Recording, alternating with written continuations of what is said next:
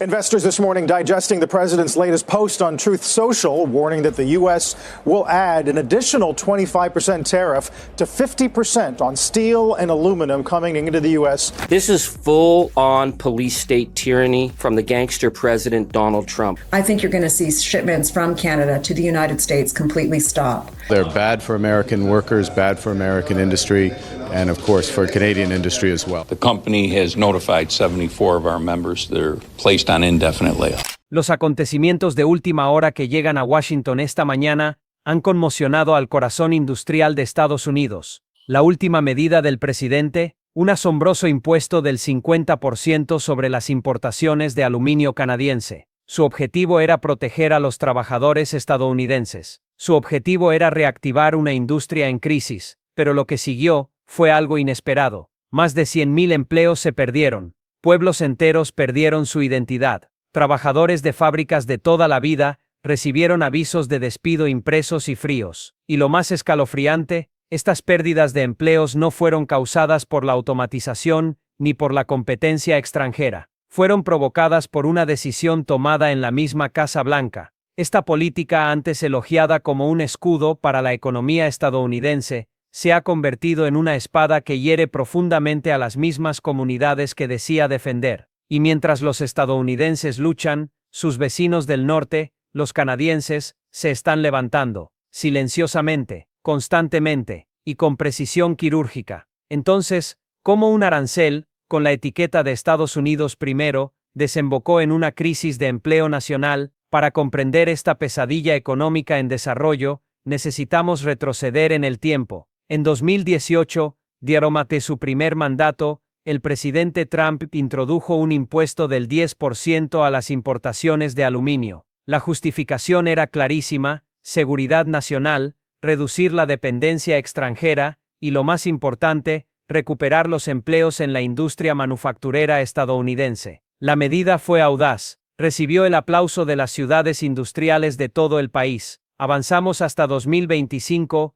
Trump está de vuelta en el despacho oval, y esta vez, el arancel al aluminio no es del 10% ni del 25%, ahora es del 50%, la promesa, recuperar los empleos en el aluminio con más fuerza que nunca. La realidad, fundiciones cerrando, trabajadores despedidos, cadenas de suministro enteras colapsando por su propio peso. Este es el problema que nadie en la cúpula pareció calcular. La producción de aluminio es uno de los procesos que más energía consume en el mundo, y en Estados Unidos, la electricidad no es barata. Mientras tanto, Canadá opera sus fundiciones con energía hidroeléctrica abundante y de bajo costo, lo que le da una ventaja permanente en la producción de aluminio. Entonces, ¿qué sucede cuando se suben los impuestos pero no se hace nada para reducir los propios costos de producción? No se construye una fortaleza, se construye una trampa. Y en esa trampa cayeron decenas de miles de estadounidenses trabajadores, electricistas, operadores de maquinaria, camioneros, operarios de línea, todos dependientes de una industria que ahora está en caída libre. Pero aquí es donde la cosa se pone aún peor. Las fábricas, antes llenas del bullicio de la maquinaria, ahora permanecen en silencio. Se suponía que el arancel del 50% sería un muro de protección para el aluminio estadounidense, pero sin cimientos, ese muro se ha derrumbado. La electricidad sigue siendo uno de los mayores obstáculos. En Quebec, Canadá, la electricidad industrial cuesta alrededor de 4,5 centavos por kilovatio hora. En muchos estados industriales de Estados Unidos, el coste es el doble, a veces incluso superior. Por mucho que se aumente el arancel, si los costes internos siguen siendo poco competitivos, simplemente se está arrinconando a las empresas. Y eso es exactamente lo que ocurrió. Las fundiciones de aluminio de Estados Unidos empezaron a cerrar, no por falta de potencial, sino porque no podían permitirse operar. Y mientras Washington se jactaba de su fortaleza económica, Alcoa, uno de los mayores productores de aluminio de Estados Unidos, advirtió sin rodeos: no se puede reiniciar una fundición solo con promesas. Necesitamos electricidad barata y estable. Su director ejecutivo no se anduvo con rodeos, no había ningún plan para reducir los costos de producción, ninguna inversión en nuevas energías ni infraestructura que respaldara la política fiscal, solo precios más altos y más presión. El resultado, una reacción en cadena que se extendió como la pólvora. Los fabricantes estadounidenses que dependen del aluminio, desde fabricantes de automóviles hasta empresas de electrodomésticos, se vieron repentinamente afectados por costos inflados. Sus opciones: subir los precios, reducir modelos o despedir trabajadores. La mayoría hizo las tres cosas. El impacto fue enorme. Se perdieron 20.000 empleos directamente en fundición y refinación, pero eso fue solo el principio. Se estima que desaparecieron 80.000 empleos adicionales en transporte, mantenimiento, logística, embalaje y construcción. Lo que comenzó como un arancel a la materia prima, se convirtió en un baño de sangre para la cadena de suministro en general. Un trabajador de Kentucky, con 23 años en la misma fundición, recibió su despido el mes pasado. No lo despidieron por bajo rendimiento, lo despidieron porque la planta no podía competir. Nunca pensé que una política llamada proteger a Estados Unidos me dejaría sin trabajo, dijo. Su pueblo, que antes se construyó alrededor de esa fábrica, ahora se está desvaneciendo rápidamente. El restaurante local cierra temprano. La escuela no puede permitirse comprar nuevos materiales, la residencia de ancianos, con poco personal y en apuros. Estas no son historias aisladas, se están multiplicando por todo Estados Unidos, y mientras las familias estadounidenses recortan gastos y retrasan su jubilación, ¿qué ocurre al otro lado de la frontera? Una historia muy diferente. En Quebec, las plantas de aluminio funcionan las 24 horas del día, sus trabajadores aún tienen trabajo. Su electricidad es estable. Su gobierno no respondió con fuertes amenazas ni discursos airados. Canadá optó por una preparación discreta, y está dando sus frutos. La producción de aluminio en Canadá aumentó un 12% en el primer trimestre de 2025, no es casualidad. Es un país que se aprovecha del caos ajeno. Antes del arancel, casi el 60% de las importaciones de aluminio de Estados Unidos provenían de Canadá. Pero con el aumento desmesurado de los precios y los aranceles asfixiando el mercado, los fabricantes de Europa y Asia comenzaron a recurrir a proveedores canadienses. En Ontario, los automóviles fabricados con aluminio canadiense libre de impuestos ahora tienen precios más bajos que los modelos estadounidenses. En Toronto, un distribuidor de piezas de aviación lo expresó sin rodeos: no podemos seguir importando de Estados Unidos cuando los aranceles lo hacen inasequible. Entonces, ¿qué ganó Estados Unidos? La industria del aluminio no se recuperó, las fundiciones no reabrieron. Lo que sí aumentaron fueron los despidos, los precios y la frustración nacional. Mientras tanto, Canadá, el vecino silencioso, se convirtió en la nueva capital del aluminio de Norteamérica. Hay una cruel ironía aquí. La misma política diseñada para castigar a Canadá terminó promoviéndolo. Mientras las fábricas estadounidenses cierran, las plantas canadienses se expanden. Mientras los trabajadores estadounidenses se van con cajas de cartón, se contrata a ingenieros canadienses. Incluso las empresas multinacionales están trasladando sus pedidos a Canadá, no por lealtad sino por lógica. La economía ya no favorece a Estados Unidos. La lección no se trata solo del aluminio, se trata de la realidad. Un impuesto del 50% sin ayuda interna es como cerrar la puerta con llave y dejar las ventanas abiertas de par en par. Nadie puede ganar en un sistema donde la política es más importante que la planificación y los eslóganes más elocuentes que la estrategia. Pero aún así, lo peor no son solo las cifras ni los cierres de fábricas. Lo peor es la pérdida de confianza. En todo Estados Unidos, los efectos de este arancel no solo se sienten en las fábricas, ahora se están infiltrando en los hogares, los bolsillos, los pasillos del supermercado, e incluso en los sueños de las familias de clase media. Cuando los precios del aluminio se dispararon entre un 40% y un 60% debido al impuesto de importación del 50%, el impacto no se limitó a las fundiciones ni a la industria pesada, sino que se extendió por casi todos los rincones de la economía de consumo. El aluminio no es un producto desconocido. Está en las puertas de los coches, en la carcasa del frigorífico, en el marco del portátil, en las latas de refresco y en los envases de alimentos. Está en los aires acondicionados, las alas de los aviones, e incluso en los tubos de pasta de dientes. La columna vertebral de la fabricación moderna, discretamente esencial, pero ahora brutalmente cara. A medida que los costos de las materias primas se disparaban, los fabricantes se encontraron con opciones imposibles. Muchos respondieron recortando líneas de productos. Una empresa de lavadoras en Arkansas eliminó el 40% de sus modelos de bajo costo, alegando que simplemente ya no podían mantener el precio por debajo de los $500. El resultado: menos opciones para los consumidores, menor asequibilidad y creciente frustración. Ford informó que solo los costos de los materiales relacionados con el aluminio agregaron más de $200 al precio de un sedán mediano. Hace un año, la Ford F-150 2024 costaba $38,000. La versión 2025, prácticamente idéntica, cuesta más de $41,000, no porque sea mejor, sino porque el aluminio en su estructura ahora cuesta mucho más. En contraste, los fabricantes canadienses que usan aluminio nacional libre de aranceles han mantenido estables los precios de sus autos. Los compradores lo están notando, y muchos están optando por las importaciones en lugar de los vehículos fabricados en Estados Unidos, no por deslealtad, sino por necesidad, y no se limita a los coches. Según una encuesta de Nielsen, el 58% de los estadounidenses mayores de 50 años han retrasado o cancelado sus planes de compra de electrodomésticos grandes debido al aumento de precios y a la menor variedad de modelos. Puede que al principio parezca poco, pero si lo multiplicamos por millones de hogares,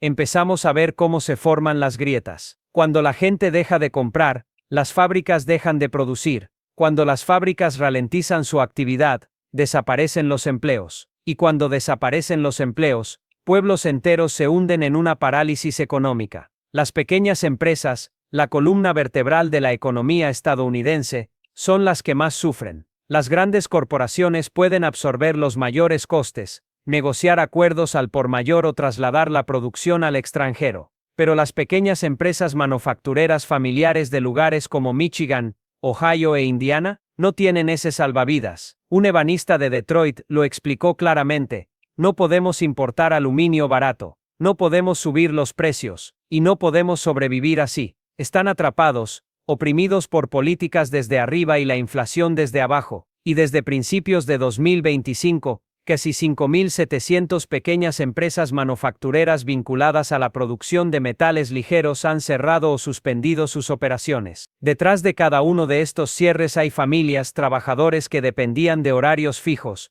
prestaciones sanitarias e ingresos suficientes para planificar su futuro. Ahora, están recortando gastos en comestibles, saltándose las visitas al médico, sacando a sus hijos de sus planes universitarios o saliendo de la jubilación solo para sobrevivir. No se trata solo de un problema económico, es humano. Y sin embargo, mientras Estados Unidos se desangra en silencio, Canadá no se jacta. En cambio, ofrece empleos estables, genera confianza con los fabricantes y aumenta su producción de aluminio para satisfacer la demanda de Europa y Asia. Las plantas canadienses están contratando ingenieros, personal de logística, operadores de maquinaria, los mismos puestos que están desapareciendo en las ciudades estadounidenses. Y mientras Washington intercambia frases ingeniosas en las noticias por cable, Ottawa se centra en los subsidios a las energías limpias, los recursos ante la OMC y la ampliación de las negociaciones comerciales con la UE y Asia. El contraste es alarmante. En Saguenay,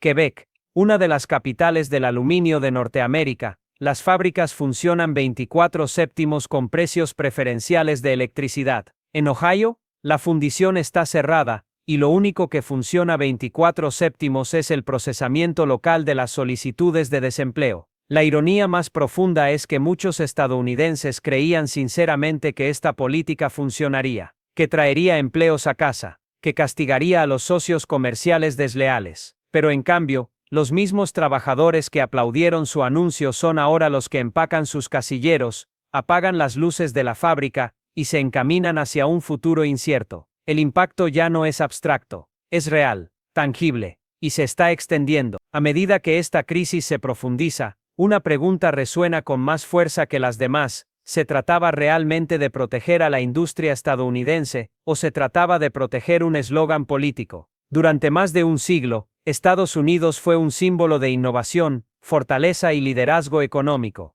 Pero hoy, mientras las fundiciones de aluminio cierran y pueblos enteros quedan en silencio, el mundo observa algo muy diferente: una nación que lucha por cumplir sus propias promesas. El arancel del 50% no fue solo una apuesta económica, se convirtió en una prueba de credibilidad. Y ahora, con la pérdida de decenas de miles de empleos, el aumento de los precios al consumidor y la salida de proveedores globales de Estados Unidos, muchos se preguntan, ¿quién ganó realmente? Incluso dentro del país, la percepción ha cambiado. La clase trabajadora estadounidense, que una vez apoyó la cruzada comercial de Trump, comienza a cuestionar el costo. Y no se trata solo de la pérdida de empleos o el cierre de fábricas, es la creencia rota de que Washington escucha. Cuando los padres ya no pueden permitirse enviar a sus hijas a la universidad, cuando los jubilados vuelven al trabajo solo para mantener la luz, cuando las pequeñas empresas quiebran sin la oportunidad de defenderse, eso no es fortaleza, eso es abandono económico. Mientras tanto, al otro lado de la frontera, Canadá no ha celebrado, no se ha burlado ni ha tomado represalias, simplemente se ha visto superado. Mientras Washington se apresuraba a defender su política con conferencias de prensa, Canadá se centró en la energía, la tecnología y una resiliencia discreta. Y al hacerlo, se convirtió en un símbolo inesperado de la fortaleza industrial moderna. Las plantas de aluminio se expanden, no se contraen, el empleo crece, no se desploma, y la confianza internacional en su mercado aumenta, no disminuye. En Washington, las opciones ahora son claras, pero ninguna es gratuita. Reducir el arancel podría ahorrar $3.200 millones en costos de materias primas para las empresas estadounidenses cada año. Pero admitirá la administración que la política fracasó, se dejará de lado el orgullo en aras de la practicidad, o esperará a Estados Unidos, con la esperanza de que las fábricas nacionales se recuperen mágicamente mientras las familias siguen pagando el precio.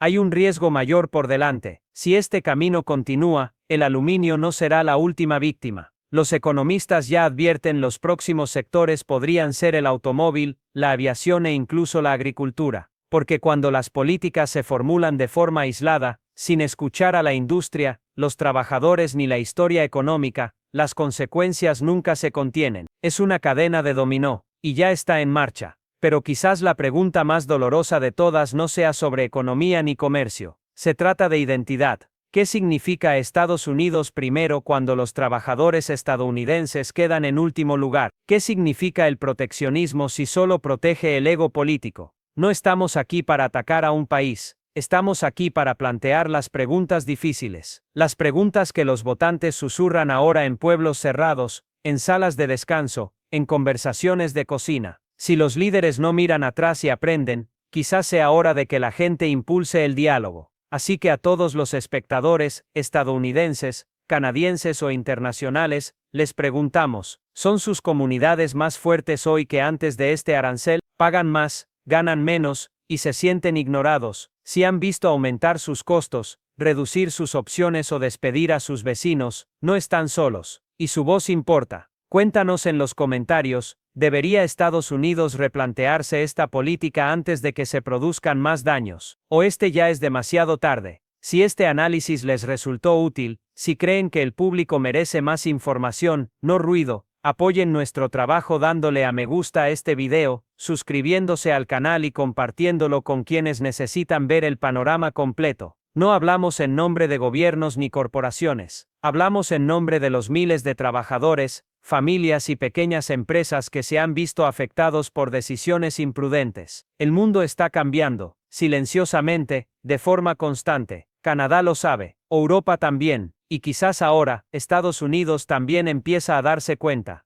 Gracias por ver el video, nos vemos en el próximo.